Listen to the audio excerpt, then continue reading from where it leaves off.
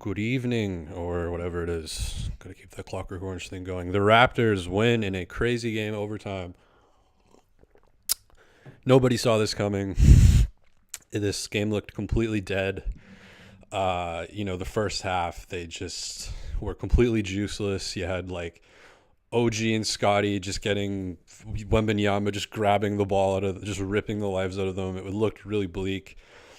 And then it just completely shifted in the second half. I'll get into who I think really stepped up and what happened. But I'm still kind of gathering my thoughts. The game just ended a second ago.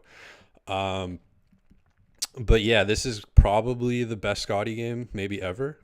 I think that's not a controversial statement at this point. He completely took over the game. There were other guys who I thought kind of got them out of the funk in the second half, and then he just went into killer mode, and there's so much to get into in this game. I don't even know where to begin.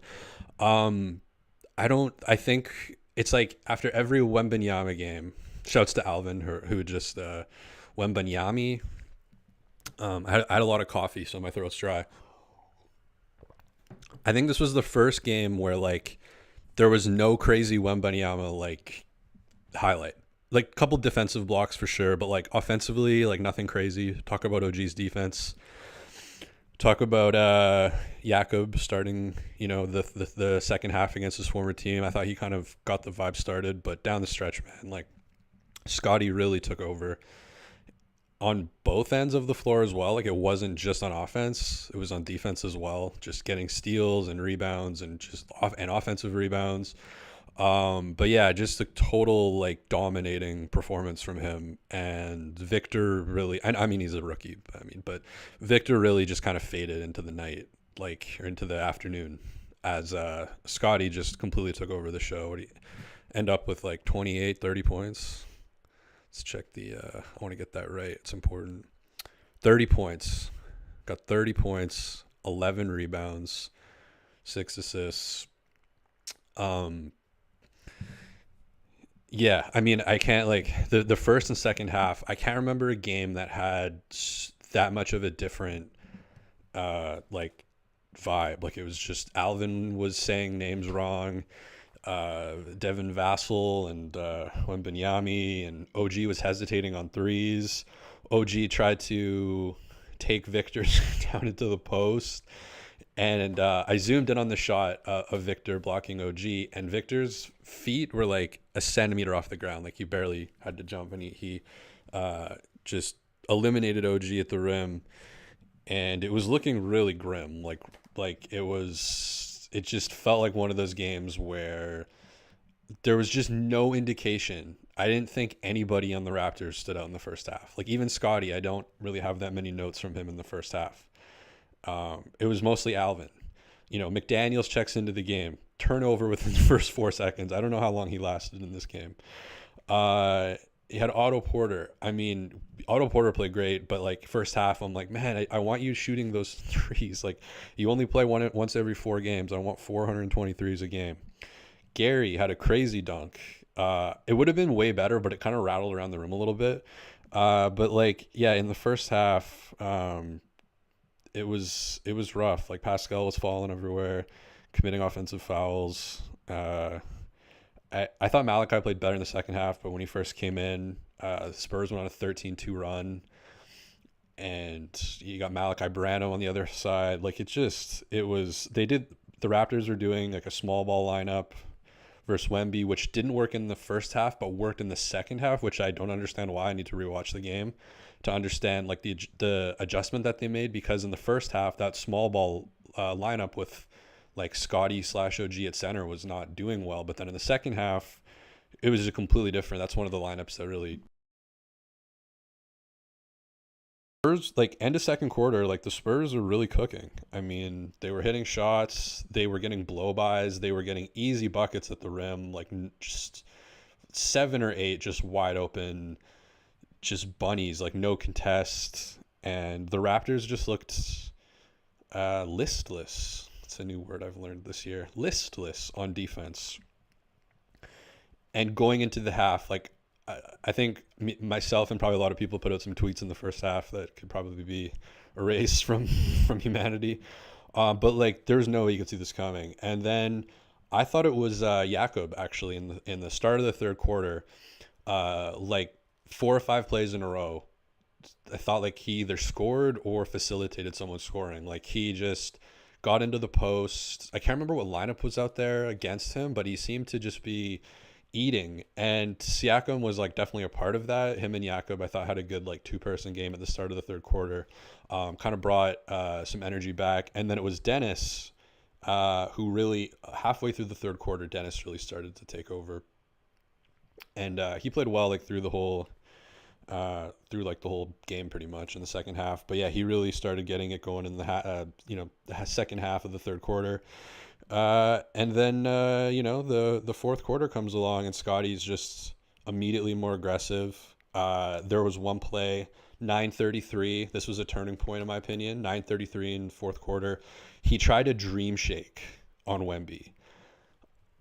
I don't remember Scotty dream shaking anybody. That's Hakeem made that move kind of popular, but it's basically like, it actually is not very complicated when you think about where your shoulders are. So like when you start out the dream shake, your shoulders are facing the baseline, and then when you spin, they're facing the half court, and then when you spin back, they're facing their baseline. But there's a ton of like footwork in between that. And he actually got decent separation on the second move of that sequence. But then he and Alvin mentioned this, then he went back into Wemby, who just blocked it like easily. And it just felt kind of deflating in the moment. And it was like from that point on, from 9:33 in the fourth quarter, he just like completely dominated. And he was hitting threes. He was pushing it in transition. I think he learned from that like, hey, this is not a good idea. I think it took OG a couple times to learn it, but Scotty was like, okay, I don't need to do that again. Not to slander OG. He had 7 threes in this game. He was huge. And I'm working on the next Raptor Moments video is going to be about OG and Giannis and how OG shut down Giannis. And honestly, tonight could be a part 2 with Wembanyama. Like, again, a guy much bigger than him, and OG is just making it like impossible for this guy to get in his flow like he did with Giannis. And again, this is, I think, the only game of the year where there aren't these crazy Wembanyama dunks and highlights, because for the whole game, actually, I wrote down something really funny.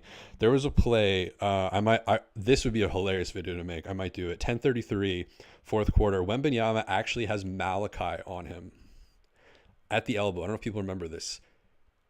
And he either threw it away or ended up being like a turnover. He had Malachi. Victor Wembanyama, 7'5", 7'6", like 8-foot wingspan, against Malachi, who's like will lose height. And he just was like, no, I don't want any part of this, and got rid of it. Like, he was rattled today. And he's a rookie. Like, whatever.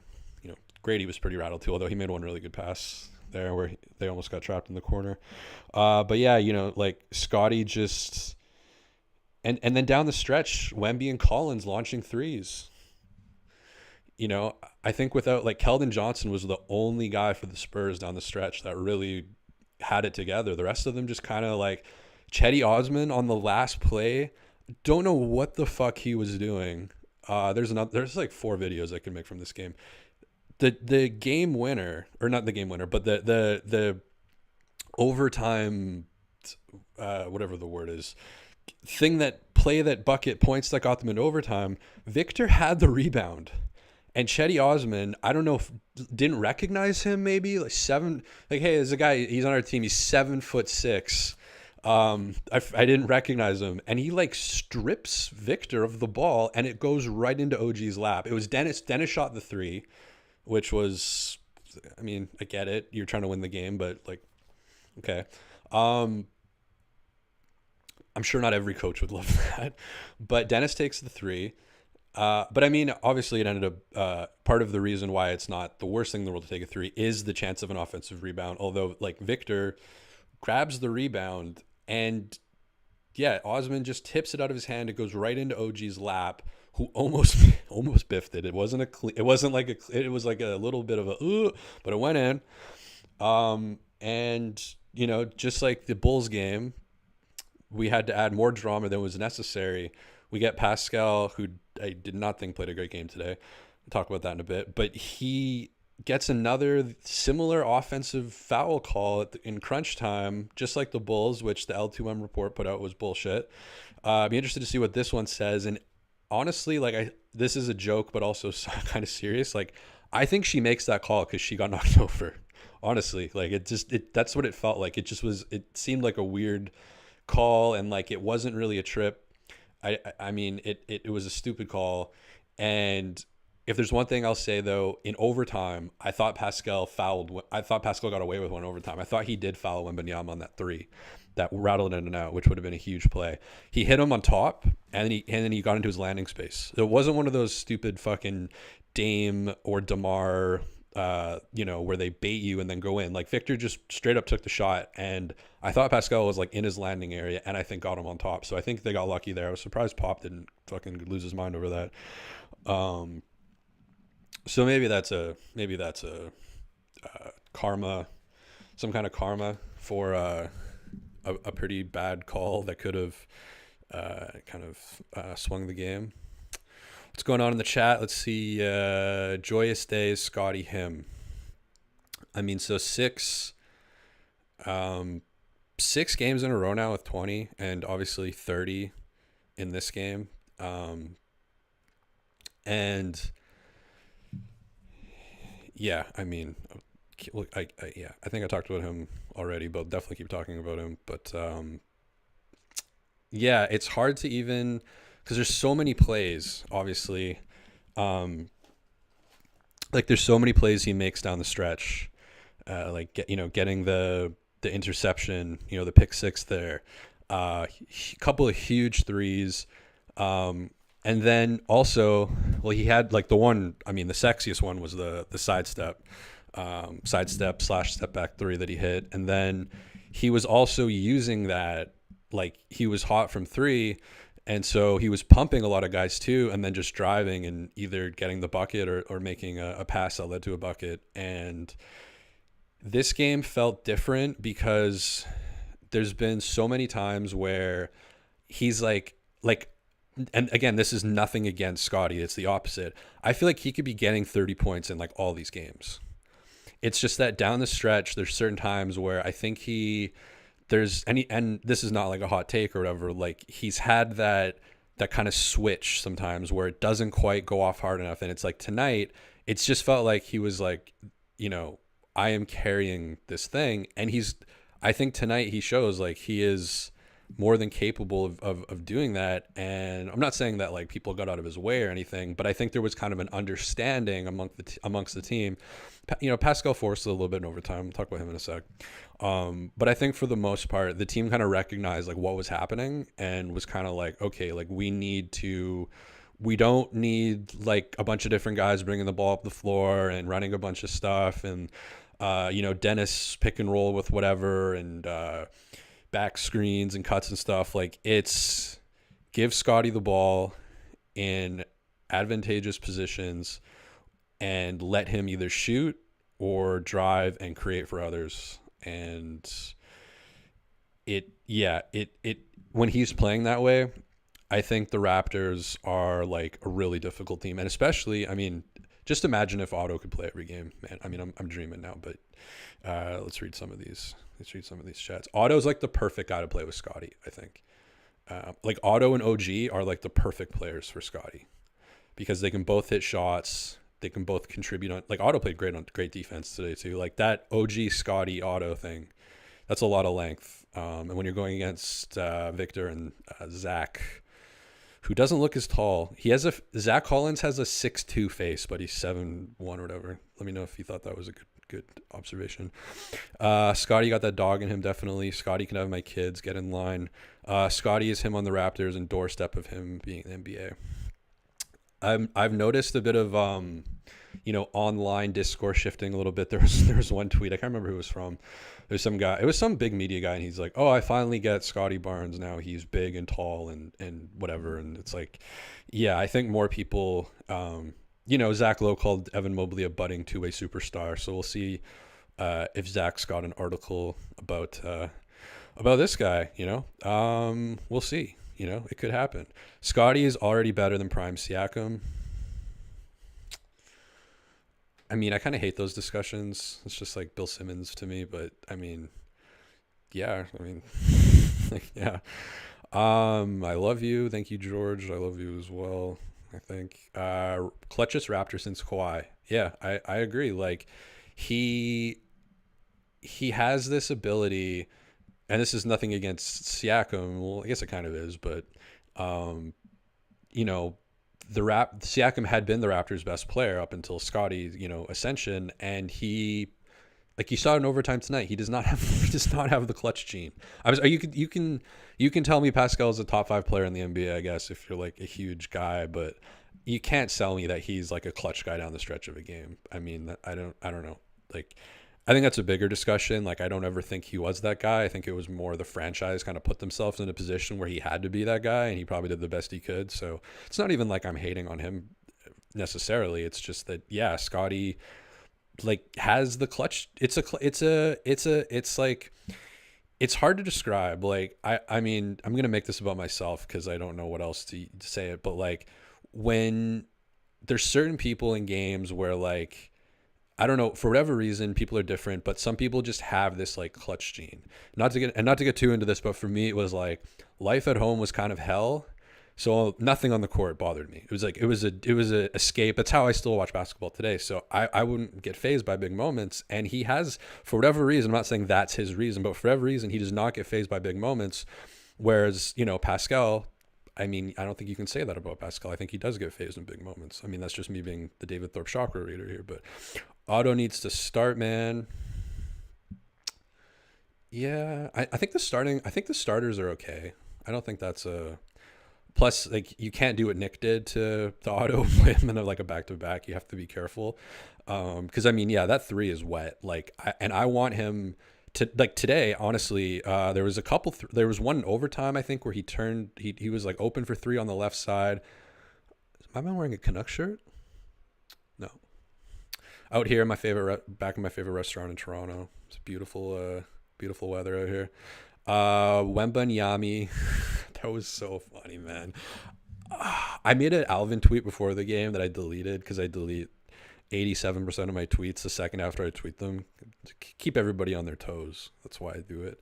But I was like, I think Alvin's going to go into MF Doom mode tonight, and it's going to be like Victor Yabba Dabba Doo Dama, Victor Yama, the Yam Fries are here, mama. Honestly, if this game would have been a blowout, which it felt like in the first half, this whole broadcast was going to be about the Sportsnet broadcast tonight. I'm just saying. Maybe I'll go into that at the end. Wemby blocking shots like Big Bro blocking Lil Bro on the Nerf hoop. Yeah, I mean, there was only a couple of them, though. But yeah, they were pretty... Raptor fans have become official toxic. Okay, very descriptive. Hot take, but OG is better on offense when he tries just a little bit less. Why does Otto play those? Why doesn't Otto play? Is he still injury prone? Yeah, I don't really know. I don't know if we've ever gotten the full explanation on the Otto situation. I didn't mean to rhyme there, but yeah, he's had a myriad of injuries, and the latest one with the toe, I don't know. I think it's just always been that way with him. I don't know if it's a consistent thing, like maybe he has some imbalance or something that causes all these lower body injuries, because I feel like it's more lower body injuries with him. But yeah, he was great. Always been injury prone, and he's not young anymore. Exactly. Let me get a like spike. Okay. Yeah, I know it'd be sad to trade him. Unfortunate. Scotty could have been doing all this last year if we gave him the ball. Yeah, I mean, I think at the end of the day, like, he had a lot of touches, and like, I don't know. I think with NBA players, like, you still have to do your thing. Like, you still have to rise. Like, you can't just put all the blame on, the organization for a player. Like, that's insane to me. And that actually is, like, in my opinion, disrespectful to Scotty and takes away his own responsibility. I mean, he said at media day this year, he got more conditioned.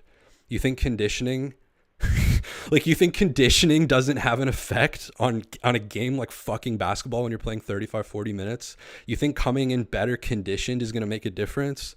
Like, can we stop with this fucking bullshit? I'm fucking sick of some of you. Okay, back to happy things. Masai needs to ship Pascal back to Zimbabwe. Wow, you guys fucking suck. Reddit's whack. I've been permabanned for years. Mr. Automatic. Pascal with the Raptors. Pascal's a Raptors legend, but it feels time to part. We've traded Pascal for KD. Scotty has grown into this way. He wasn't hitting shots like last year. Yeah, I don't know. I feel like some people just live in last year. It's kind of like a bad breakup. You just can continue to live in it and sit in it and like stalk the person.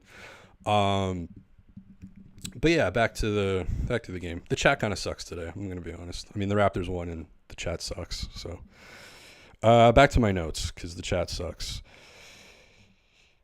I think that there is so OG's defense. So the video I'm working on right now is also with the chat. Like, there's lots of Raptors shows. There's lots of Raptors content creators. If you think I'm, fucking stupid or a loser, which I am, like, there's lots of people making this shit. There's lots of post-game shows. Like, go check them out. I'm nothing special, and I might not be alive in 5 minutes. So you got lots of choices on the internet. But yeah, so OG's defense on Giannis was, I noticed it watching the game, but I didn't understand just how much of a mindfuck OG can be to these guys who are huge and normally get what they want where they want. And against, I'm going to have to watch the tape back because I think it'll be a part 2 type of situation where it's like, he reduces Giannis to a mere mortal. And now tonight he has shrunken Giannis and Victor in back-to-back games now to, was it back-to-back? Not quite back-to-back, almost back-to-back games to good players. He's able, I'm interested to see when they play Denver, how he goes up against Jokic. Embiid, he doesn't, that's the weird part to me a little bit, is he's able to absolutely, Giannis had 11 shots the other game. And in this game, Victor had there's no sexy Victor highlights, offensive highlights that are going on r/NBA. And a huge part of that is OG makes these players so uncomfortable, like Giannis and Victor. They're so used to it being a certain way. And he's just they'll come on the videos, but the second Victor or Giannis is even approaching the half line, OG is treating them like guards. When you play point guard, not every coach, but a lot of coaches want you to meet them, maybe not at the half, but at the logo. He's staying on these guys. And talking about Scotty and his conditioning, obviously with OG, it's going to be the same thing. This takes a lot of conditioning to accomplish this because OG is smaller than these guys, slower than these guys, and maybe not weaker than Wembanyama. I'd probably say weaker than Giannis, but that doesn't stop him from being one of the most effective defenders, especially against this archetype. And if you're a team, if you're a coach, I'm sure this is obviously happening and has been happening for years. You should be studying what OG Anunoby has done to Giannis and now Wemby. If you're looking how to stop these guys, and I think OG once held Jokic to 8 or 10 points or something as well. Still hasn't quite figured out Embiid. I mean, obviously that's a testament to Embiid and his ability to score in the mid-range. And maybe that's what it is. These guys, Wemby and Giannis, they don't have great mid-range games, and that's usually where they're getting the ball. Embiid gets the ball at the elbow and he can just shoot over these guys, whereas Wembanyama and Giannis don't have that in their bag yet. Whereas Jokic does, obviously. So, but yeah, I mean, I think Scotty is obviously the main story here, but OG's defense, especially these last few games, well, the Milwaukee game and then the game today, is like it's what I want to make a video on. So it's what it's what I'm working on. And I think from this game, I mean, there's a bunch. I've already talked about a few of them, but yeah, still the funniest moment. So Wembanyama, speaking of him getting the ball on the elbow, the funniest play to me still this whole game was Alvin's butchering of the name, and then just not taking Malachi. And it was kind of during an important stretch of the game, not taking Malachi into the post, and then him and Zach Collins taking, threes when they're up 18 seconds into the shot clock. Like, it's just, I mean, Greg Popovich is, I mean, so the Spurs were my favorite team from like, I was thinking about this. It wasn't 2004 because I was cheering for the Pistons in 04. So it would have been like 06 probably, like from 06 to 15, they were my favorite team. So I'm happy that the Spurs have this new setup. And Popovich is, obviously watching this game and he knows that there's lots of kind of young guy mistakes. That's definitely going to be one of them is, having your front court bombing transition threes when you're up it kind of reminds me of like what Scoot did. It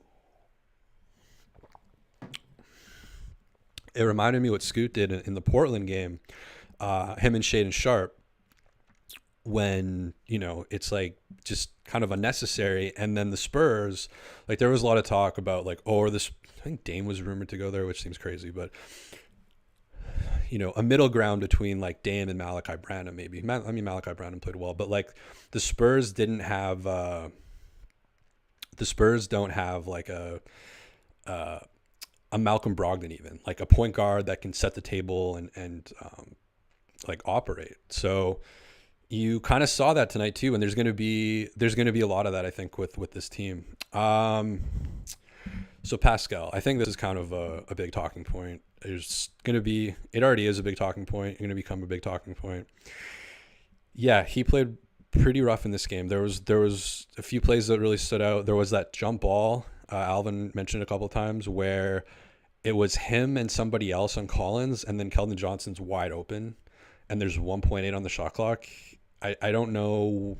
I guess there's that fear that it's going to get tipped to Collins, who's bigger, and he's right under the rim, and it's like, but sending two guys there in that situation, and Pascal was kind of the odd man out there. I just didn't really think that was smart, and that ended up being a massive play. And anytime a game goes into overtime, every play is essentially massive, especially down the stretch, and that was in a really crucial part of the game.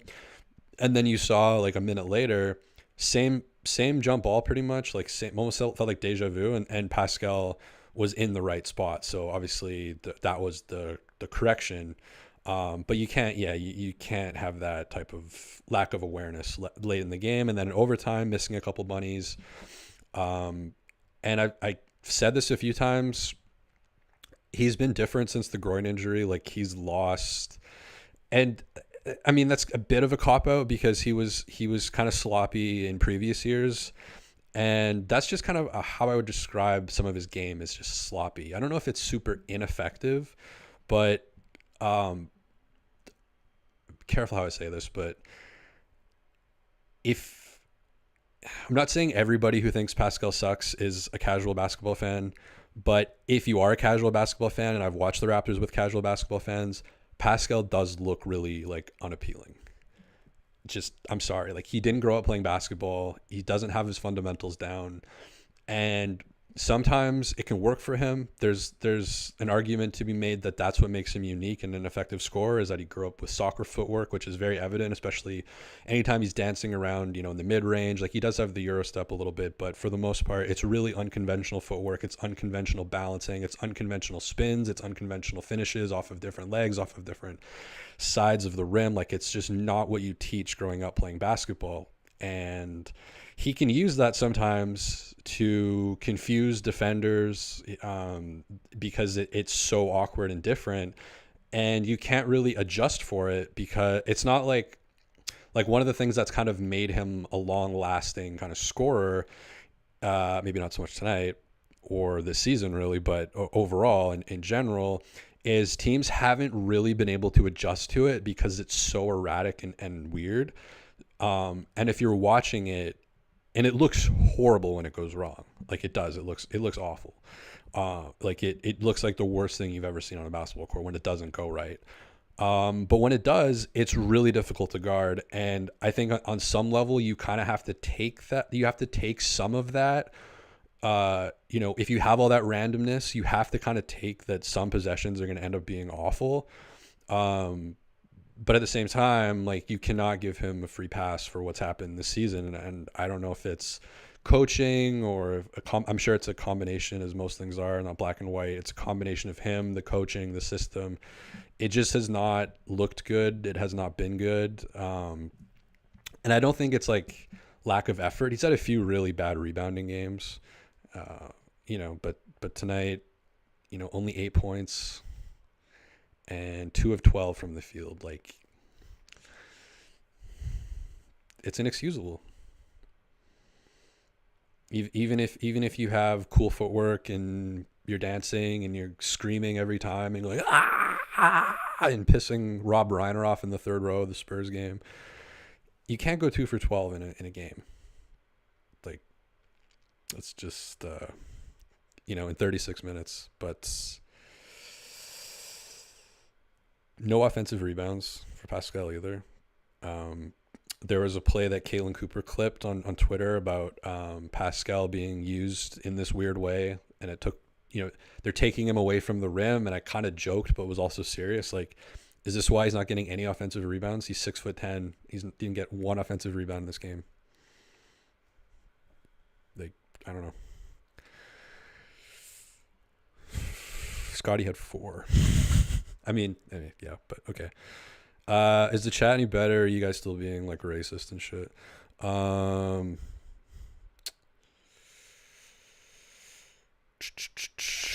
I feel like the bubble vibes, it's more in his head. We know he has the skills. Yeah, I don't know if it's as bad as the bubble. That was really bad. That series against the Celtics, what did he shoot? 12% from 3. I think it was like the worst.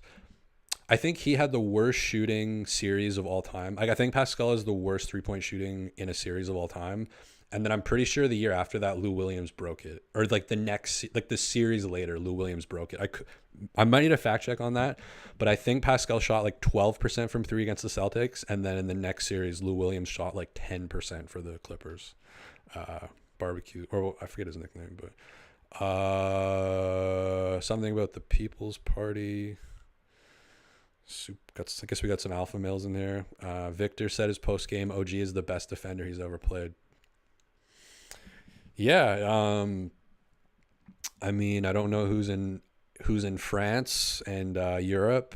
I know Bilal Koulibaly was hyped up as a big defender that he probably played against in practice, and he's gone up against the Suns, the Rockets, I don't know who else they've played, but yeah, I mean, that makes sense. Good pull from the post game. I'll add that to the clip, to the video, because for the Giannis video, I'm splicing up a George Costanza Giannis bit where the Giannis does the I don't know thing, and so I could use that in the video. Do you think Scotty will win Most Improved Player? Honestly, at this rate, like, it's definitely possible. I know a ton of people. And I'm not saying this is like wrong, but a ton of people have like penciled in Tyrese Maxey, I think. I haven't watched enough. I only watch 10 to 12 NBA games a week. So I don't really know what's going on throughout the league. So I don't really know, but forget MIP. He's got a shot at an NBA, all NBA team. Is MIP, what's more impressive, MIP or All NBA? Tell me. Also, tell me where y'all are from, because that's a cool thing to riff on at the end. That Zach Collins 3 attempt was a blessing, for real. LOL. Yeah, I mean, you take that every fucking time. Like, go ahead, buddy. Because he was really effective. There's a couple plays against Jakob where he just like, he's a strong guy. Like once he gets down there, again, 6'2" face, 7'1" body. He's strong as hell, and he was a Gonzaga product, I think, if I remember correctly. So any Gonzaga player I rate higher than I probably should, because they're the only thing keeping basketball going in this. Lots of people. I'm seeing a lot of deleted comments in the chat, and there's a lot of infighting happening. What's going on here? Darwin got some of the nicest people. What's Darwin? The weed oil is kicking in. He gets calls nearly as much as he should. If he changed his name to Embiid or DeMar, he'd have 10 extra free throws each game. Is Pascal worth the money considering his fit for the team, in your opinion? I'm a casual, but I know Siakam elite. I don't know. Is he worth the money? Like I'm the wrong person. I hate to say this, but I'm the wrong person to ask that. Like I would have to break down what the going rate is for, like I'd have to look at all of his stats and then what other people make in relation to that, and then I would have to like that would be, I don't know why we lost some of the lighting here at the restaurant. I'm gonna complain to the kitchen. I think my food is, they're cooking my food right now, so what else we got going here? Lots of comments. What do we do with Pascal moving forward? I don't know. He definitely, the trade value is not going up if this continues. So I don't know, man. Like it seems, I went on a bit of tangent either last game or the game before, where like I do think there's something weird going on in the front office. Like you saw the WNBA story, and regardless of what you think of that, like they were split on that and the MLSE, and I don't know, to me it just looks like a front office or a managing company that's just split on a lot of things, and it leads to inaction, and I have no fucking clue what's going to happen, but his value is not going up with this, that's for sure.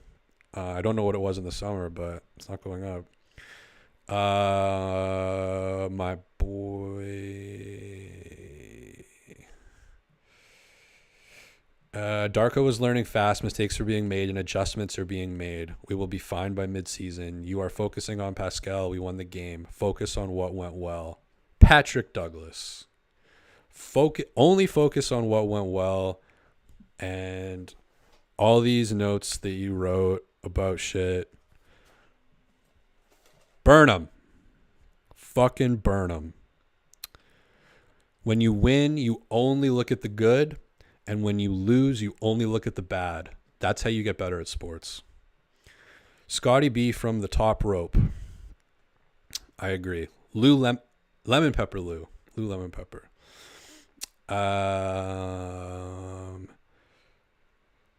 Trade him for depth pieces. Scottie Barnes for prime minister. Yeah, I don't know what the Pascal trade would be. I think I said it before, but you definitely want a guard coming back. But yeah, I don't know what that would look like. I think that's, I think for the most part, I think I got into, we got the Bet Rivers ad coming up quite a bit. There was a Mellow ad that came up that's really fucking annoying. And then, yeah, I just I don't know if I want to make this video, but I thought about it. I make 40% of the videos that I start, or 20% of the videos I start, I finish. So, I was thinking of one with McDonald's making the fries more difficult, and then using the Chris Boucher McDonald's human meat thing as a joke. But this whole pronunciation of Wembanyama is really funny to me. The other night there was Reggie and Iron Eagle, because Reggie's hitting the Yana. Reggie's hitting the Yana hard. And Reggie's like, Victor Wembanyama. I love him. He's amazing. Oh my God, I love Victor Wembanyama. And then Iron Eagle's like, there's Victor Wembanyama. They were having a fucking war with each other the first game of the season. I was like, this is gold. And then, yeah, Alvin tonight just takes it Alex Wong of the Raptors show, friend of the program, has a very funny pronunciation. He does Web-I-Yama, which is funny, Web-I-Yama. But Alvin tonight with the I don't even know what that was. That was like Alvin borders on Kendrick Perkins. He went full Kendrick Perkins on whatever that was. That was like Victor Wembanyama or like Victor Wembaniobi or something. Like it was I don't know I think it was like a mixture. He also said Dennis is fulfilling Fred's shoes, which was funny or something. Like I don't know. He seems to get every 15th word wrong. I was expecting a big leap, a big year 3 leap from Alvin. You know, Scotty's doing all this cardio. I thought Alvin would maybe speed read or something, get a little bit of better grasp of the English language, but that doesn't seem to have taken place over the summer. And he riffs on it himself. Like he riffed on it a bit. Paint points in the paint points in the. Yeah. Sometimes I was like in the first half, I'm like, this is one of those games. This was when it was really depressing in the first half. It's like, this is one of those games where you just sit back and wonder, what would it be like? I used to work in a bar as a bar back. In the front, though, I was the oyster shucker. This was my career before. I was an oyster shucker. Front row seat, highest grossing restaurant in Western Canada. Very prim and prop steakhouse, lots of cocaine, lots of like Lionel Richie would show up. The Detroit Red Wings would show up. Like it was a place. I was the oyster shucker. Saw a lot of first dates.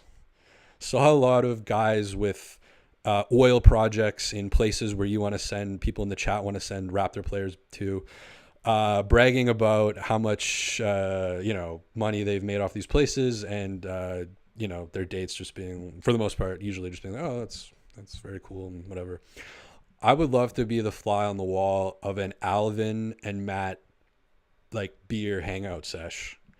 I don't think they have any chemistry. Tell me if I'm wrong in the chat. I don't think they have any chemistry together. I don't think they like Alvin, their stories are like weird and awkward, like in the Uber with Rush. It just doesn't, I don't know. It just doesn't seem natural. It seems really forced. Alvin's kind of in his own world, I think, a lot of the time. And he's one of those guys I'm like, it would either be the best thing in the world or the worst thing in the world if he took edibles before the broadcast. Which one do you guys think it would be? Either the best thing in the world or the worst thing in the world? Flynn played a steady game today. Yeah, I would agree with that. I think for a little bit there, it looked like Malachi Branham was the Malachi of the game, but I think Malachi Flynn, down the stretch, that lineup. Wait a sec. So earlier in this, I said I didn't know the difference between the first half small ball lineup and the second half small ball lineup and why it worked. Off the top of my head, I think Dennis was in on the small ball lineup in the first half that didn't work. And then Scotty was in, Malachi was in when it was working. So I should look at that. That could be a thing. But yeah, he was faster tonight, I thought. He was a little bit faster. A little bit more like fast. So that's a good enough word, I think. You need to rebrand the channel to Raptor Moments. A meme experience. Okay. Thoughts on Malachi tonight? Alvin got to stick with Wemby. Yeah, no. Okay, yeah. So after the Wembyamiodi, yam fries, yabba dabba doo, yami, yoba, yama, yibai. It was Wemby from then on, except for one time out of a commercial break. It was a graphic. I think it was Scotty versus Wembanyama. Even fucking picturing Alvin's face, I almost screwed up Wembanyama. Just like picturing his face, I almost said something insane. It was a graph, and I think it was either at the half or the third quarter where Victor had more points. I like Victor a lot because my favorite Raptor is MF Doom and his whole thing with Victor Vaughn. Anyways, Alvin was MF Doom tonight. But yeah, his where was I going with that? I'm too baked for this shit. Alvin's not good. Matt and Jack are on point. I think Matt and Jack have chemistry. I just think Jack gets annoying in like his rants about the world I just like, I get it. The world was better in the 50s and 60s, but like, you're a crooner. Like, if you were in a Grateful Dead cover band, I get it. But like, when Wayne Newton is your like mecca, I'm sorry. I won't. I can't take the Rome is falling shtick when you're a fucking crooner. But yeah, they have much better chemistry. Jack's a lot more comfortable on the mic. And what I don't really understand is like I'm on camera right now. This is fucking horrifying. Looking at myself in this camera, like I want to hurt myself physically. Alvin's just at the game, not on camera. Like he's just on a microphone. Watching the thing that he played professionally for 11 years and has worked in media for like 7 years. I don't understand this like Wembanyama that's your one job. You had 2 days off before this game. And yet I find it funnier more than anything. But you had 2 days to figure this out. You knew it's going to be an important player. You had 2 days to learn the pronunciations and just biffed it the first time more than you could ever imagine. And then, yeah, as someone pointed out, the rest of the game was just Wemby. And then coming out of that commercial break, man, he must have just like, I bet he like went off somewhere into the stadium. What is it called? The annals of the stadium. And was just like, Wembanyama.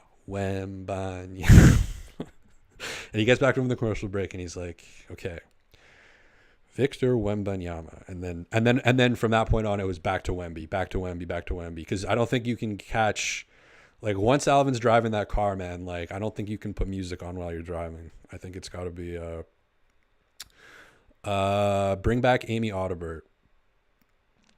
Yeah, she was good. Savannah Hamilton's another one who seems very nervous Nelly.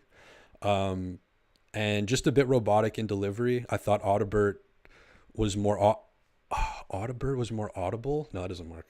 There's a joke in there somewhere, but there was more Audibert was more audibly friendly, I think. My bro, you are really going off. I don't know if that's good or bad. Alvin Williams hit some clutch shots back in the day. He can say whatever. I guess so. Like, I wasn't a Raptor fan in Alvin's era. I was a Knick fan, and I hate to say that, but I was. Growing up in Vancouver, just thought New York was the place to be when I'm a dumb kid living on the West Coast. Like, wow, New York looks cool. They got blue and orange jerseys.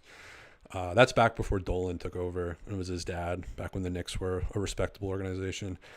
Jack's senile but locked in. Yeah, I guess that's a good way to put it. The referee hit Siakam with the lick. Those graphs were crazy. They compared players based on their facial hair. I don't remember that. Audibert was more automatic. Yeah, like from a shot perspective, but Savannah is more automatic in terms of like delivery. It's the same. It's Savannah does the like back to you, Jim, with the weather. Like it's like it's very local news-ish. And it's not her, but I've always had a problem. Here's my courtside reporter rant. This is not Savannah Hamilton or Amy Audibert or whatever, but like courtside reporter in general, even for baseball, it's fucking awful. Like Ken's okay, but like Tom Verducci and whoever the fuck else doing these like it's just like you're at the game. This is my whole thing. You're at the game. Not many people get to go to the game. A lot of people watch the game. A lot of people have jerseys. Lots of people listen to the post-game show, not this one, but other ones in general. A lot of people are invested in the whole fucking thing. You're at the game. You're pretty much courtside. I see where they sit. They're like basically courtside. Can you tell me something that you've seen, that you've noticed, your experience, like something in the environment that a player doing this, someone doing, that's why I love, one of my favorite things about Will's show is Will is like, yeah, I watched, Kem Birch take 87 threes and whatever. And I watched Christian Coloco with his runner or I watched Malachi and Dennis shooting threes. And this is what I noticed about their whatever. And I know the basketball maven's going to come in and tell me I can't talk about shot mechanics because I'm not a maven. But anyway, you know what I mean? The courtside reporter, like, give me some juice, give me some sauce. Like, what? You're in the fucking thing. Like, I don't care about the third cousin of an assistant coach that you talk to. And I would bet any amount of money they are told what to say and it's all outlined for them. And unless something like crazy happens, that's their gig and that's their job. And to me, that's the fault of the ESPNs, the TNTs, the Sportsnets, the TSNs, the whatever, who make it outlined this way. I think instead of the in-season tournament, every broadcast, if you want to make the regular season more interesting, we don't need the in-season tournament. We need a single person mandatory on, this would be in the next CBA as well. Every broadcast needs to have someone that's at least online for 12 hours a day.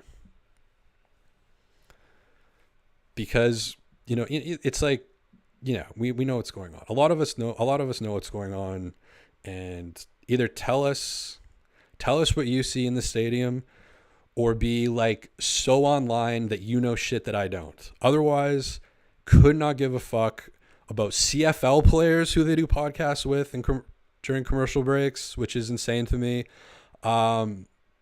They don't do coaches interviews really in Canada, which is much better. In the US, they're always like, you never really see, just coming out of the third quarter they do them. But on the US ones, I swear, like some US broadcasts, it's like every quarter. And the only coach that ever gives any sauce is Popovich and Mike Malone. Mike Malone, I've listened to coaches interviews with Mike Malone during the game, and I'm like, why are you saying this? Like Mike Malone will be like, yeah, like next play we're gonna come out and Jokic is gonna set. We're gonna do a stagger screen for Jokic to get Murray a three, and we're gonna be looking to get it inside to Zeke Naji, who's gonna be doing some drop steps and kicking it out to cutters. It's like, okay, why are you saying this? Lucio, $2. Thank you, Lucio. I'm broke as shit, so that's amazing. Thoughts on Routins, and do you miss him? Miss is a strong word. He was all right. Like he was pretty good. He said simple basketball way too much. It just drove me fucking crazy. Simple basketball. It's like, no, can we break this down a little bit? I know it's simple basketball, but like, come on. But in general, like I thought he held the fort down well, and I would say now he's probably like underutilized. Maybe he was overutilized before. I think he'd be a good like third mic. I think Alvin might be a decent third mic. He just needs to learn. I mean, that's what percent of the job is that? 30% of the job, knowing what the fucking players' names are? Sorry. I'm very caffeinated and stoned right now. The worst thing ever was Arash Madani doing Jay's interviews after wins. Yeah, I don't know. I'm not deep in Toronto sports lore as some of you maybe. I don't really know. I don't really have many Arash Madani takes, but I've never been like floored by his work. I don't know. Have you gotten any inspiration for starting your channel from John Boy? Good question. Yes, but not as much as maybe it looks. I first started, Raptor Mode started from me uploading videos from my cell phone of my TV into the subreddit. Just like dumb shit.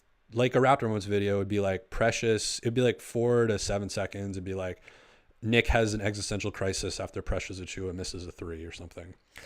And I would just put that clip into the subreddit. And I think after like 7 or 8 of them I put up there, might not even be that many, maybe 5 or 6. I just remember looking on like Streamable, and they had like 20,000 views combined or something. And I was just like, damn, like I should be uploading this to YouTube. And then I was like, but I can't just like upload this to YouTube. I have to talk over it or do something. And I had just kind of gotten into John Boy like that month or like the month before. And I think I had only watched like 3 of his videos. I remember the Fernando Tatis video. And fuck, one more. Kiermaier, I think at home plate. And I was just kind of like, that's a great bridge for me to bring these like shitty little cell phone videos into, that's a way I can turn a 20-second video into like a 2 or 3 minute video. And actually since then, I've become more of a talking baseball head than a John Boy head, is owned by John Boy. I've also looked into his business structure, or their business structure. I think it's interesting. I used to work in the peripheries of the venture capital world, and John Boy got VC money. So I'm interested to see how that works. I've read a lot of stuff online about like the company doing too many things. Like they have so many YouTube channels under their umbrella, and I'm like, I wonder, because I know these VC brain types. It's like they're saying that the more like media properties, God, I hate that fucking term, but they love using it. The more media properties we own, the more valuable the company is. So I think they've started like their live streams are on like JM Baseball. So it's just something I'm looking out for. But yeah, I would say that that's like one of the influences. But I've thought about putting out a 10-hour video about my influences, but I'm like, it's a bit navel gazy, but it's probably the video I've thought the most about doing over the years, because I've constantly had to go back and watch those videos that I'm really into. I don't know. I don't want to name a couple of them, like Chapo Trapos, Come Town, some Opie and Anthony stuff. Tim and Eric, obviously, Eric Andre, Ping Trip, Salad UK, Pogo, Baptisia. Like, these are all fucking things I've nerded out on. So John Boy's one of my influences for sure. Raptors Brazil Wilden. I follow Raptors Brazil on Twitter. I don't know. What's he doing? Which CFL players? I don't know. They had some fucking Argo guy. I can't name a single CFL player. Don't rip the CFL. Chad Kelly is the man. I don't know who that is. Scotty Barnes for MVP. Is Malachi Flynn an NBA player? I miss Rod Black. I think it's the Rodcast. I think, is that still going, the Rodcast with Rod Black? He used to do Vancouver Grizzlies games, actually. I think the first ever Vancouver Grizzlies game, which was 1995, I'm pretty sure Rod Black was on the broadcast. Great energy. Loved his energy. I haven't checked out the Rodcast, but if you're into Rod Black, I would definitely check out the Rodcast. John Boy stuff would be a lot better if they weren't Yankees fans. Yes and no, because I hate the Yankees. The teams I hate the most are the Grizzlies and the Thunder. Yankees would be right up there for me, top 5. But like a fun to hate team. So some of the best Talking Yanks episodes this year. I got really into baseball this summer. Usually I get into baseball in like September, October. But this year I got into it like July. I played for 15 years, so I know how that worked. Center fielder, at the community level. But I like watching baseball, and yeah, some of the best content was them having a meltdown over the Yankees, which maybe that'll happen with this channel eventually. That could be fun, just me having meltdowns.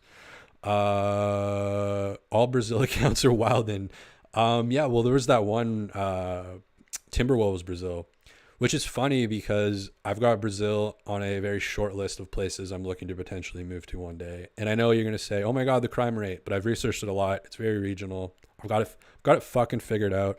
I've got the sleepy surf towns in the south where there's like barely any crime, and you can, rescue dogs and smoke weed on the beach and surf and play basketball and make videos. So, and I did fucking 5 months in Colombia, and a lot of people in Colombia told me that Colombia was scarier than Brazil. So did Wemby do good? I couldn't watch the game. I don't think it was one of his better games. It wasn't horrible. Like, he had some crazy plays on defense. What was Wemby's? Let's look at Wemby's box score. Let's do that. Victor Wembanyama, 7 for 16 from the field, 2 for 7 from 3, 9 rebounds. Zach Collins got more rebounds. 5 blocks from Wemby, minus 16 with 20 points. So kind of a weird box score. Like, I'll say this. He was on the floor for pretty much like a big part of the comeback. He was on the floor and was not, like, he played 38 minutes tonight. I did go to overtime, but yeah, he played 38 minutes tonight. So it's not like Pop was like resting him and the Raptors just put their foot on the gas and went nuts. Like, he was on the court for a lot of the carnage. And I think the Raptors figured out, other than OG and then Scotty, as I said, if you weren't here in the beginning, I thought the big turning point in the game was Scotty tried to oh man, the oil is crazy. I gotta get a weed sponsor for this channel or something. They're shutting down all the mushroom dispensaries in Vancouver. That's what the VPD is focusing on now. They're raiding mushroom shops. It's fucking hilarious. Anyways,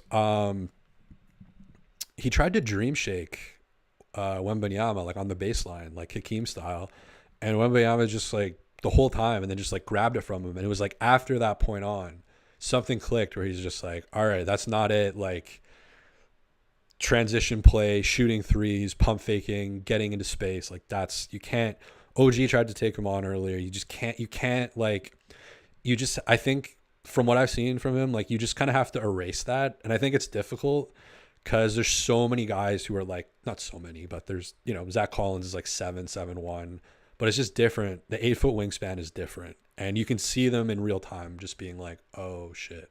So I'm not saying he played a bad game, but I mean, he took a couple threes late in the game where I was like, I don't know. I've seen all these clips of Victor doing these crazy dunks where he's just like, like Michael Jordan, the original Space Jam, just, like, and sorry, that was a little bit of nudity there, maybe? No, I think we're 18 plus channel now. YouTube, I don't know, YouTube, never mind. I'm on TikTok now, by the way. I got 4 followers on TikTok, so big things are happening on TikTok. Don't get me started on YouTube. Okay, Jays fan, Mariners fan. If Jays moments would fill a void. Oh God, I could talk about this. I am. The Mariners front office makes it so hard to ever cheer for them because they're just like, you think this front office is bad. The Mariners front office is just a fucking disgrace. And like they kind of went viral this year recently where they're like, yeah, our goal is to win 54% of our games. It's not to win a championship. It's to win 54% of our games. And they never double down. I went to a Mariners game a few weeks ago. I guess a month and a half ago, against the fucking Angels, who had an entire like triple A team playing, and the Mariners won 3-2 in like a nail biter. And I'm like, these guys are not ready for the playoffs, man. Like the garlic fries were hitting, but the Mariners were absolutely not. I can't say I'm a Jays fan either. I loved watching Moreno and Gurriel play in the playoffs, and I just thought it was funny that Simeon really took off in the end there too. And I really don't like front offices that operate from an analytics, like, and it's okay, I guess, to be analytical driven. Like the Diamond. Wow, this is so off topic. The Diamondbacks are fun because they're like designed to steal bases, get hits. They brought in the best, first base coach. You only do that if you're gonna, have a strategy of stealing bases. They stole more bases than like anybody. Corbin Carroll, 54 for 59. Super interesting way to play baseball. Reminds me of the Kansas City Royals 2015, 2016. It's like, it's analytics, I guess, but it's like, it makes sense. Whereas the Blue Jays and the Yankees, fuck, the Yankees analytics is insane. Like, what are you basing this? Like, off the bat speed? Wow, we're really off topic here. And the chat needs to rescue me right now. Wemby had 5 blocks. Thanks, man. Yeah, I mean, but those are really the only highlights I thought from tonight. So yeah, just wrapping up here again. Maybe the best game we've seen from Scotty Barnes, I think. Like especially in just context. Like they were down by 22. I think it was 19 at the half, and not only the stats, which are sexy, is 30 points, 11 rebounds, 7 assists. I think almost a triple dub. I want to get that right. The 30 points, 11 rebounds, 6 assists, 3 steals, 3 blocks. Like in the context of the game, I think this is probably his best game that he's played in his NBA career. It just maybe it's not his highest scoring game of all time, but just the way that he took over this game, like, and again, the Raptors for the most part kind of got the memo, and it's like this guy has found ways to break down the defense in a way that I can't articulate right now because I'm stupid and have to watch the games more than once to get super like what adjustments were made. But he figured out a way that, I mean, the Raptors had 35 points in the first half, and Scotty played a lot of those minutes. So again, I mean, I guess is that is the first half Doug Smith's fault? Are we gonna do that? Something, he made an adjustment halfway through the game and like just went on a murderous rampage. So I'm interested to watch this game back and see what adjustment was made, because it wasn't there in the first half. So it was the Doug Smith first half. The Diamondbacks are maybe the worst team in World Series history. Guaranteed they won't make the playoffs next year. Cool. Speaking of shrooms, how did Aya work out for you? Helpful preference. You guys want a mushroom rant? I don't know how to keep that short. That could go long. I haven't done mushrooms in a long time, but I did them a lot when I was younger. So have a lot of experiences with them, but not a ton of like fresh ones. So my experiences with them were like, more like age 17, 18. So just lots of cringe, going to water slides and listening to Tool and going to the beach and hiking and, music festivals, hanging out with friends. I used to do them. Yeah. Go into a deep rant about my drug use in my younger years. Moneyball. Moneyball. Fucking written by Aaron Sorkin, who, God, I cannot sit through an Aaron Sorkin movie. The dialogue is so fucking shit to me. He made The Social Network, The West Wing. Like, to me, he just fucking stinks as a writer. Like, everything has to be this big display. The protagonist is always the same. Their fault is that they're too smart and too capable and the world doesn't understand them. It's like, Sorkin, do you have any other fucking movie ideas or like angles that you can take? I'm just tired of Sorkin. He stinks. He's an overrated writer, and it's hilarious to me that he had a fucking course on whatever that VC-backed education platform was. What was that VC-backed education platform that you never hear about anymore? Masterclass. He has a Masterclass. They were making dildos before Masterclass, by the way. The guys who invented Masterclass were making dildos before that. Kind of like Rogan's fucking guy, Aubrey Marcus, whose parents funded the whole fucking On It bullshit. Alpha Brain. Got some Alpha Brain in the chat here. Speaking of our shroomies, Draymond getting kicked in the balls by J.A. Who the fuck is J.A.? I hate these acronyms. Like, I had the ASG before, which I guess I should get, but like, who is J.A.? Do you think the Spurs will make the play-in? Fuck, I don't know. It's so early for predictions. I would say the thing that really holds back the Spurs is like not having that Malcolm Brogdon type that can come in, because you saw in this game they just kind of got disheveled and like taking bad shots with like 18 seconds left in the shot clock when you're up. That's just basic, as Leo would say, simple basketball. What are you doing?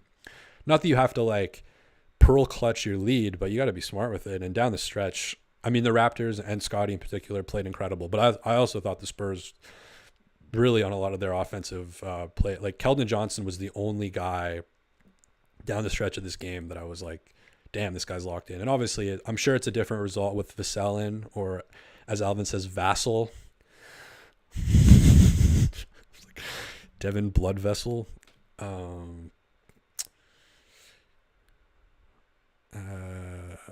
Jared Allen. Dude, you cannot put J.A. out of context and expect somebody to know Jared Allen. I'm sorry. Respect to Jared Allen and his family, but we gotta, like, that's insane. I cannot be expected to know what J.A. is out of context in a Raptors conversation. That's too much. That's not even a hard name to. That's like, his name's not like Jerry Alianamenikov. It's fucking Jared Allen. Just say Jared Allen. I'm sorry, people. I do like the what's the one I really like? JFL. Where's he, by the way? What happened to JFL? I really like that my favorite probably my favorite like basketball podcast, The Right's Ricky Sanchez.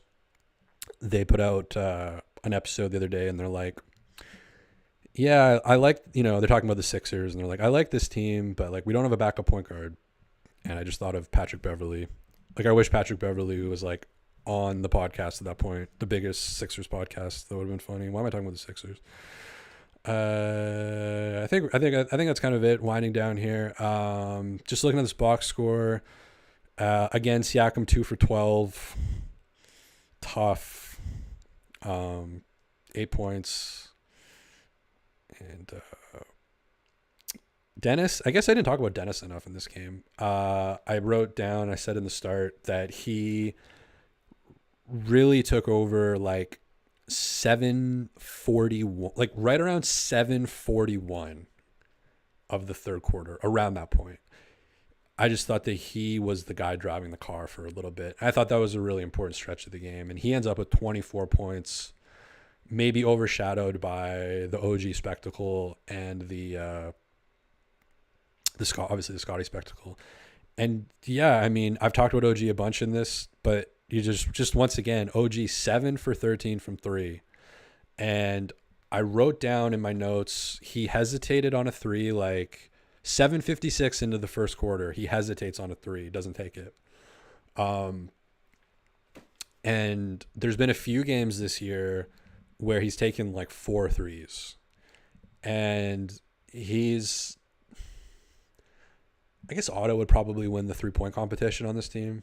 That'd be fun. They should do that. That'd be a good like open gym thing where if I move to Toronto, which I do want to eventually, I think I'll host like open 3 contests. I think some of you guys in the chat probably not invited, to be honest, but like having competitions, I think that would be really sweet. Give out prizes and stuff, build a community or whatever, try to bring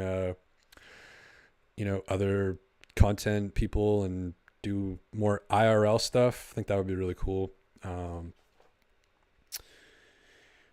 Yeah, I think that, you need OG to take a healthy dose of threes. And I mean, 13 is a lot, but when you're 7 for 13, what is that, 44% or something?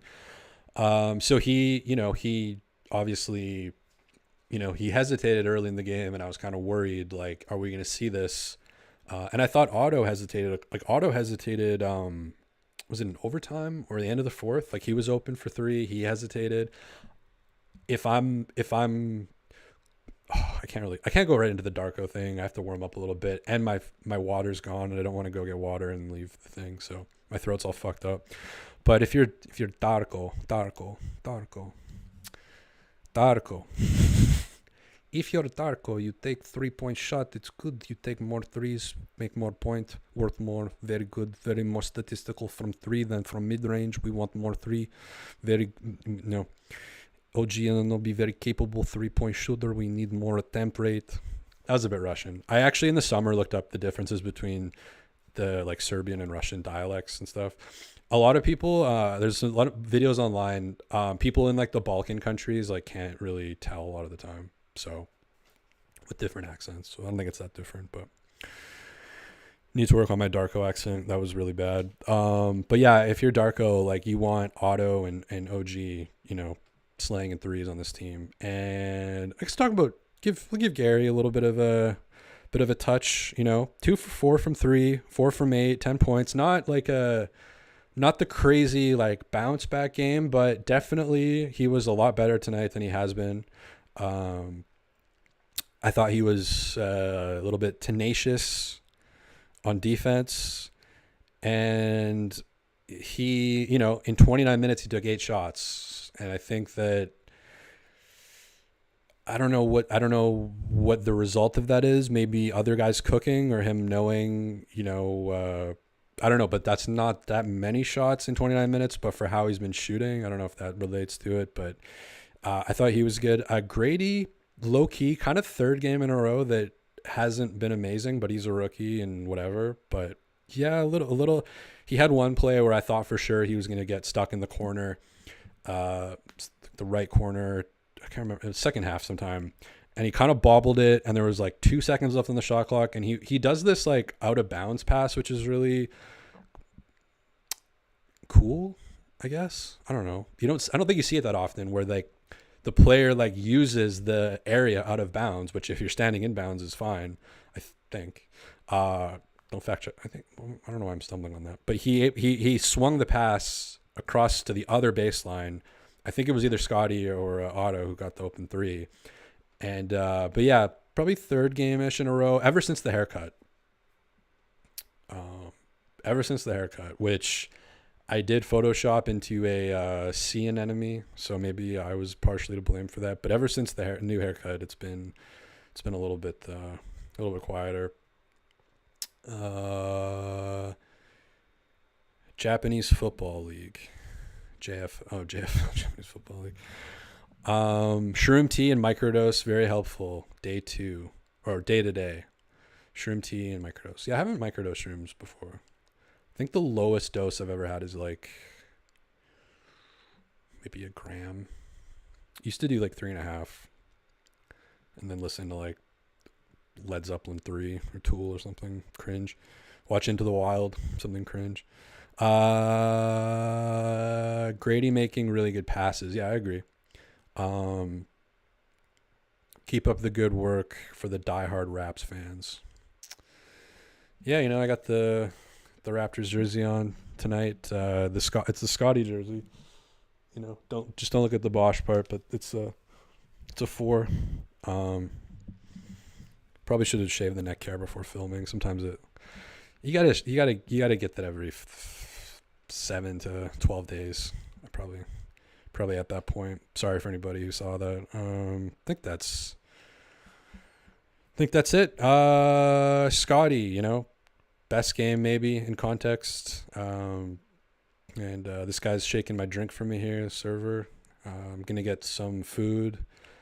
My car, they still haven't found my car that got stolen in a couple episodes ago here at the restaurant, my favorite restaurant in Toronto. My yellow Corvette, same color as the headband, which the lighting today is liking a little bit more, but still kind of fucked up. We'll figure it out. But let me say Anvil Award goes to, you know what? I'm going to give it to Chris Boucher, who played 0 minutes tonight. In a game with no Precious and no Coloco. So McDaniels got a taste. He got a turnover within 2 seconds. But yeah, 0 Boucher minutes in this one. I had forgotten about that. And yeah, he's been looking last few games not amazing. The shot looks kind of, it always looks a bit funky, but I thought the last couple of games it's really looked more laborious. Is that the word? Laborious? Just more requiring more labor. Not as snappy. And Tony Wonder Award is obviously going to Scott Barnes. Still no real nickname. It's a tough name to get into a nickname. But yeah, he stole the show from Wembanyama. I know in Europe this was a highly watched game because of the time. It's whatever time it is in Europe. I know it's not a monolith and there's different time zones, but a lot of people watching in Europe. Dennis playing in this one, obviously, and Victor in France. So a lot of people saw this game, and I think that obviously the main story coming out of this game is holy shit, Scotty Barnes. He fucking must have done a lot of conditioning in the off season because he's fucking flying. So, and I love that he brought that up at the beginning of the year because, it's very honest. He said himself, I need to be better conditioned, and he worked on his conditioning. You see this game today. What do you play? 38 minutes. You see how that guy fucking moves around the court. Scotty Barnes, 42 minutes. 42 minutes. And yeah, the first half was a bit not as crazy or whatever, but that's pretty much the whole second half, he was going. So 42 minutes. And what is really an indicator that his conditioning is off the charts is late in games, his legs are not failing him. The thing you'll really notice I noticed this with OG in the past, and I think OG's gotten better too. Maybe they were running together, running buddies, running partners. Where late in games he would kind of lose a bit of that leg strength, and the biggest tell when you've lost your leg strength is like front rimming your shots, not getting quite enough juice on that thing, because especially on threes, so much of the power is generated from your legs. Like Steph Curry during the Warriors, like reign or whatever. I guess I don't know, arguably still happening, but like during the peak Warrior reign, Steph Curry had the fourth heaviest deadlift on the team. Little Steph Curry, big fucking guys on that team. The legs, man. And so when your legs are not fresh and clean, fresh, I don't know. That's a tell that you're gonna lose a bit of that, and then when it's really bad, you start to overcompensate and you start to throw your shot more. And I think he did that a little bit last year. Maybe the Maven would know, but I think last year he was later in games. Again, this is Doug Smith's fault. Later in games, throwing his shot more than getting strength from his legs, having that strength transfer in one motion throughout his body and go up. And trust me, if you test it next time you go to a basketball court, warm up a little bit, stretch. I like to get the booty bands out. I got my gymnastics rings, do the whole yoga thing. I'm like 30, so I'm old and just waiting to die and put out to pasture. But in the meantime, I stretch and stuff. And then, it's so much easier to have your mechanics solid when you're not super tired. Like when you're stretched and you're ready to go. One of the easiest ways to really get your mechanics going is do a deadlift. Like go do deadlifts, especially deadlifts. Like if you do deadlifts and squats, that's kind of maybe overkill, but like do 2 sets of deadlifts, like heavy lifts, and then go shoot. That's another one you can try out. Crazy results for that. Trust me. It's just so much easier because like it's the ultimate warm. You don't want to, and again, you don't want to cook yourself. Don't go through don't do like 5 sets of 4 or something.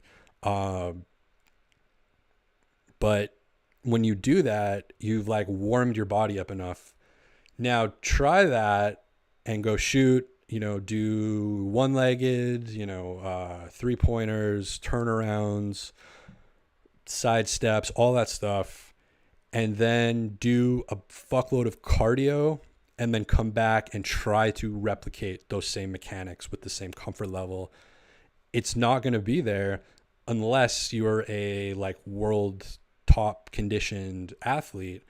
And even, NBA players struggle with this. Like most NBA players at some level struggle with late in games. They lose, especially when you're playing like Scotty, like 42 minutes a game.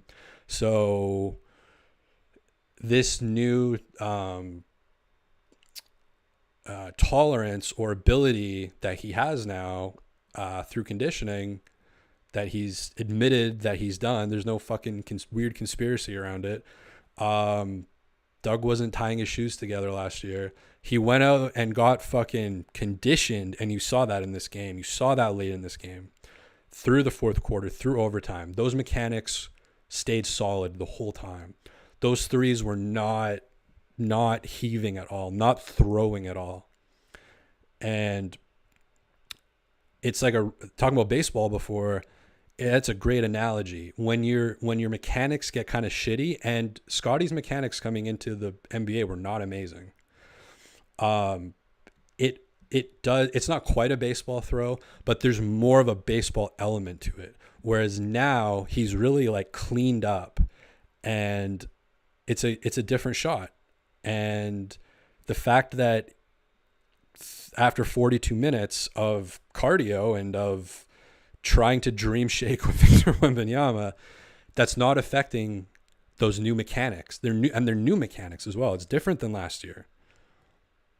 So not only is he able to keep the mechanics, He's able to remember the mechanics, which is it's very difficult to shoot a certain way your whole life, growing up your whole life. His shot was much different in college than it is now. It's very difficult to then, and you still see it on sometimes. Some of his shots, you still see it'll come back. You see it with OG too, with the sideways wrist. You see it with Pascal with the 10-pull threes.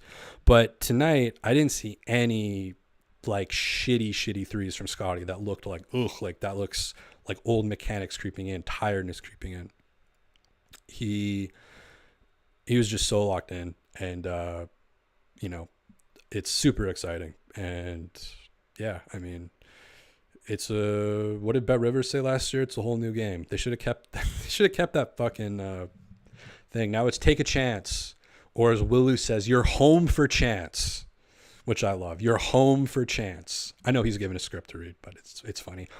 If anybody has, it's more of an Alex question, but if anybody has any footage of Will dancing, I would love to edit that into the Bet Rivers commercial where they're like, I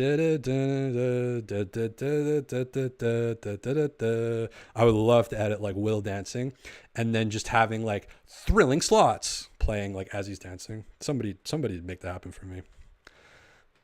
I'll figure it out. Let's read the chat one last time. People like to call him Scottism. Scotty Bank Arena, Scotty B, clean your legs, y'all. Cleanest legs in the league. Background keeps looking at you. Yeah, I mean, people are excited. You know, there's a big buzz here at the restaurant. I've come here many times in my life, you know, sometimes very high on drugs and made the owners very angry, but we've settled up things over the years, and now I have a great place to come and podcast. We're going to figure out the lighting soon. I might need to get another light. It's a bit weird. But yeah, we got people enjoying food here. Beautiful weather in Toronto. Everybody's in their shorts. I'm going to go for a swim later in the water. And shout out to Squats. Step back 3 to tie the game 108. Look different. Yeah. And again, when you add because it was a step back and a side step. So like you're moving, you're moving Seinfeld back and to the left, or if you're watching, back and to the left. So it's really 2 movements. And if anything is going to trigger shitty mechanics, it's going to be that. Because when you're moving backwards, you lose a lot of that leg strength. And because, if you're, the pull-up, like if you compare it to a pull-up 3 where you probably have the most leg strength, when you're doing yes and no. When you're doing a pull-up 3, one of the advantages is you have momentum going forward, but you also have to slow down that momentum to get the shot off. Like guys and gals, when they take, pull up 3s, you're not gunning down the court and then shooting it as you're gunning. Like you have to, I don't know if it's a jump stop, but you have to put weight into the ground, A, to get your shot off, but B, to like slow your momentum, or else you're doing a runner from 3, which you don't want to do. But you have that leg momentum. Like you have that, you're running into the shot, you're planting, and then your momentum can carry you forward after you've planted. And that is much like a squat. So someone said shouts to squats. Exactly, shouts to squats. Because when you're in that position, it really is the same as a squat. But when you're moving backwards, and especially when you're moving backwards and to the side, you're not getting that same leg strength as you would. You're compromising because you're moving backwards. So you have to not overcompensate, but you practice this, right? Like players practice this. So it's not like in the moment they're going, oh my God, fuck, now I'm moving backwards. What do I do? But if you are tired, that's a much harder shot to make than maybe a stationary or a catch and shoot. With a catch and shoot, you have that ability to put your legs into it, to get set, jump forward a bit. You can't jump forward on a side step back 3. So it's going to be more, elbow position. It's going to be more how can you extend from the tricep? Like how much juice do you have with this motion? Because, most great shooters, their elbows are, wow, I'm fucking pale. Most great shooters, in the summer I get tan, but I am fucking pale right now. It's disgusting. wish I was Spanish or something. I hate this. You're like, the elbow is not moving a ton. It's not like, you know. So yeah, he looks like what long answer of that is he said that three was different, and yeah, I mean, especially late in the game, it's kind of like a Luka shot, you know. So I mean, it's super impressive. It's hard to put into words sometimes, but it is a post game show, so kind of have to. And I think that's going to be it. Raptors win against the San Antonio Spurs. 123-116 in overtime. And Scotty steals the show. So